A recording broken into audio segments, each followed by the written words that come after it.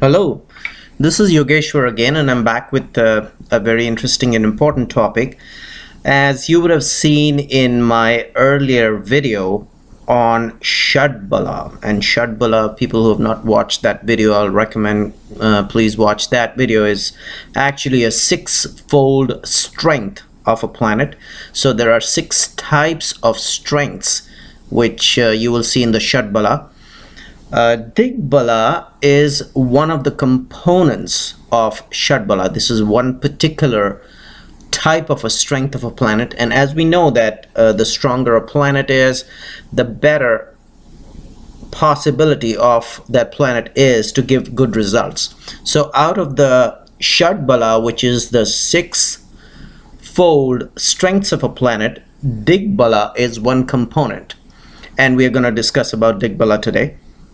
So Digbala, as we know, is one of the components of Shadbala, and Digbala means directional strength.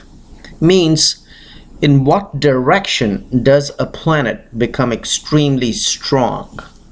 So as we know that the whole chart, the Vedic chart, comprises of 360 degrees, and as you can see on the screen here, Jupiter and Mercury get Digbala or directional strength to the extent of 100% in the first house. And as we know that the first house means the eastern direction. And why do we consider the first house as the eastern direction? It's very simple, because when we draw a birth chart, the lagna or the first house is the zodiac sign which rises from the eastern horizon. So the first house is always considered the eastern direction. And in case Jupiter and Mercury are sitting in the first house, they get 100% Digbala, meaning they get 100% directional strength, meaning they are extremely strong.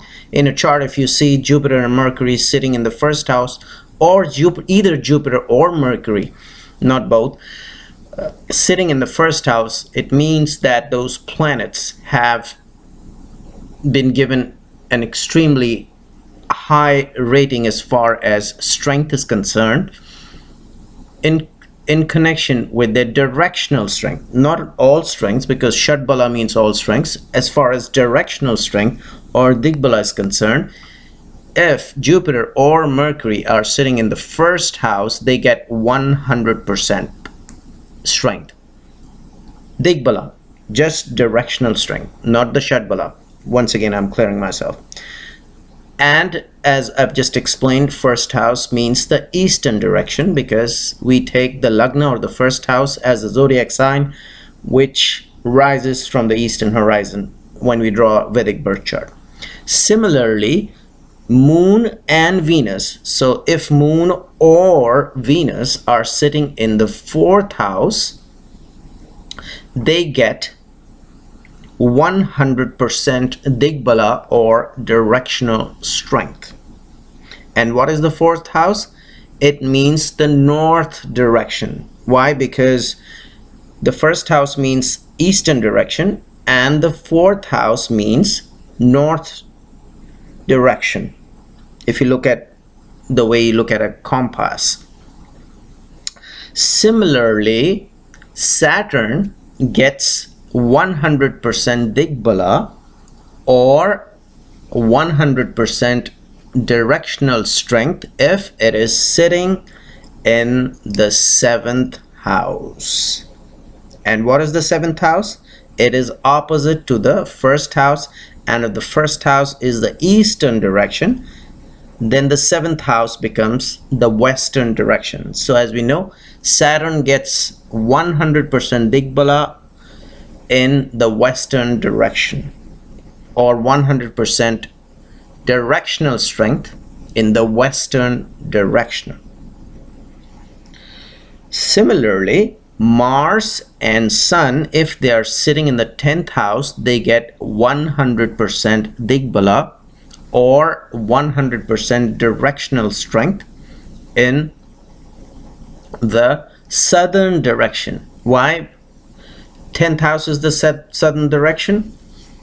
Because the eastern direction, as we know, is the first house, the north is the fourth house, the west is the seventh house, and the southern direction is the 10th house. So if Mars and Sun are sitting in the 10th house, or Mars or Sun are sitting in the 10th house, they get 100% Digbala, or directional strength. And once again, when a planet gets stronger, it has the capability to provide good results as a general rule also, and as when it comes under its dashas. But then, you know, you have to look at other strengths which you will find in Shadbala, which is the sixth-fold strength of a planet. Now, what happens if these planets are not sitting as you see on the screen? What happened when Jupiter is not sitting in the first house, or Mercury is not sitting in the first house? So in case they are sitting in other houses, their directional strength, or Digbala, gets reduced in the same proportion as they will be sitting in other houses. For example, in case Jupiter is sitting opposite to the first house, meaning if Jupiter is sitting in the 7th house, or Mercury is sitting opposite to the first house, meaning which if Mercury is sitting in the 7th house, meaning right opposite, they get 0 points. That means they have no directional strength, 0% directional strength. So once a planet is opposite to where it gains 100% Digbala, or directional strength, if it sits opposite to it, it gets 0% Digbala, or directional strength. However, in case Jupiter or Mercury sit midway between the first house and the 7th house, meaning which if they sit in the 4th house, they get 50% of the directional strength. So as they keep moving into other houses, their directional strength keeps on reducing in the same proportion, and once they come opposite to where they get 100% directional strength, they lose their directional strength completely, and they get 0% directional strength. Now, what happens to and that the same applies to Moon and Venus? They get 100% directional strength in the 4th house, 0% directional strength in the 10th house. Saturn gets 100% directional strength in the 7th house, gets 0% directional strength in the Lagna, or the first house. Mars and Sun get 100% directional strength in the 10th house. They get 0% directional strength in the 4th house. However, if they're sitting either in the 7th house or the Lagna, they get 50% directional strength because they're midway between the 4th house and the 10th house. So I hope I've made myself very clear on that. Now, as far as Rahu and Ketu are concerned, when do they get directional strength? And as per the scriptures, since Rahu behaves like Saturn, it gets 100% directional strength in the 7th house, and it will get 0% directional strength in the 1st house, or the Lagna, because it's right opposite. Similarly, Ketu behaves like Mars as per the scriptures. So we have inferred that Ketu will get 100% directional strength in the 10th house, just like Mars does, and it will get 0% directional strength in the 4th house. And in the 1st house and the 7th house, it'll get 50% directional strength. So this was a little topic we discussed about directional strength, and also certain astrologers, and this is a topic of discussion. Not many people agree with a few astrologers who have explained that a planet can get directional strength in certain other situations. Like one of the examples is that in case a planet is sitting in the nakshatra, or the constellation of a planet, and the lord of that constellation or the nakshatra is sitting in